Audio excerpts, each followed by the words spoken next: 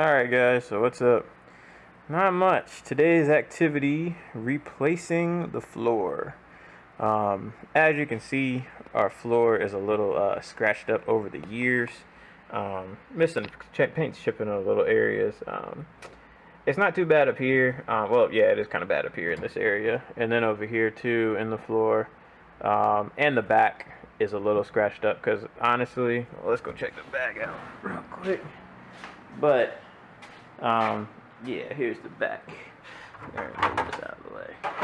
But yeah, as you can see, the floors are a little scratched up in here just because we obviously don't care too much about the floors. I guess I should have taken care of them over the years, but honestly, like, I'll throw stuff back here, like tools or whatever, I don't care. It's, street car, who cares? Not like it's a show car or anything. So as you can see, the floor is kind of chipped in a couple places. We're going to be repainting the floors.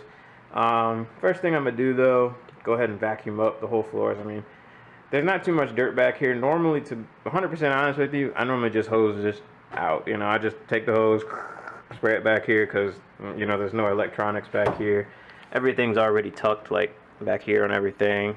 Can you guys see that? Ooh, yeah. See, like, all the wires are tucked up in the frame, run around. So, there's no wires down here on the floor, nothing that can get wet.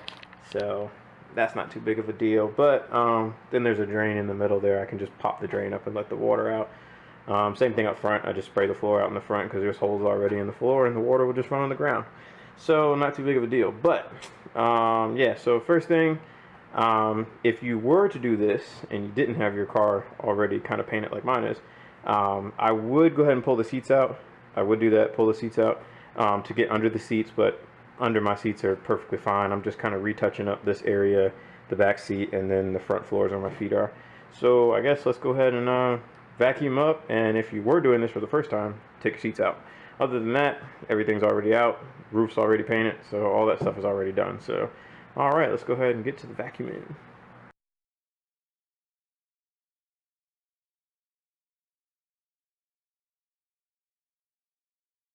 Alright, so now you got your truck bed liner stuff, you got your cheapo dollar store paint thing. What I suggest is it's probably easier to roll this on. You can paintbrush it, but it probably is going to take longer, and I'm not down to do anything that takes longer. This probably has a good amount of spray to it, so you probably want to do this in a well ventilated area, not in a garage. Yeah, so dump a little bit of this.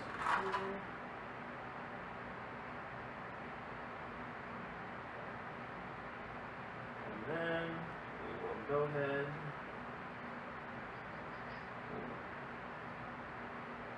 Put that up there. Put that up there. And just go ahead and use your roller. Roll it in and roll floors in. Pretty easy. Shouldn't be that hard. Alright.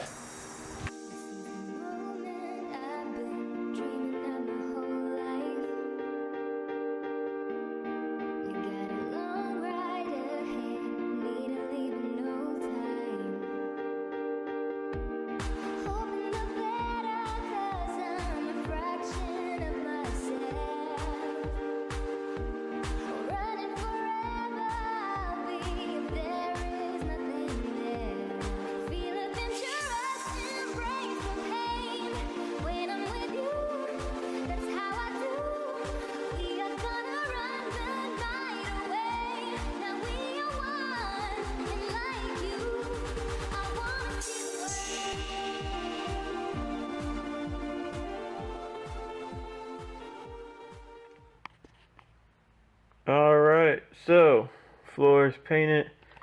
Probably should let this stuff dry for a couple days or so. I mean, I don't know. Last time I did it, I think I let it dry for like a day or two before I drove it because I was daily driving my car. So I think I kind of did it like, maybe I did it on like a Friday night and then I didn't drive my car all day Saturday and then like I drove it Sunday or something like that. But I don't know. I probably won't drive it for a couple days. We see what's up. Yeah, it came out pretty good. No more scratches in the floor and stuff. Just did a simple 2 layers of paint on it. Not too bad. It is a little strong in here, so I probably would recommend letting it air out at least for a couple days. So Alright, let's go ahead and check the back out, and then we can wrap this up. Alright guys, and here's the back of the car.